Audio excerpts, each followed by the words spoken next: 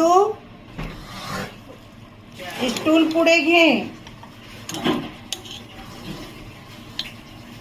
गाईस,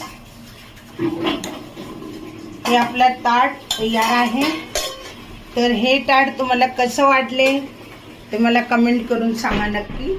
एकदम साधा ताट म्हणजे गौराण गावामध्ये असं स्वयंपाक करून चुलीवर एकदम मस्त जेवण करते.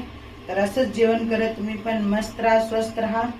डाळ भात केले मी, वरण भात म्हणा, हे बटाट्याच्या भाजी केलेली आहे सुकी.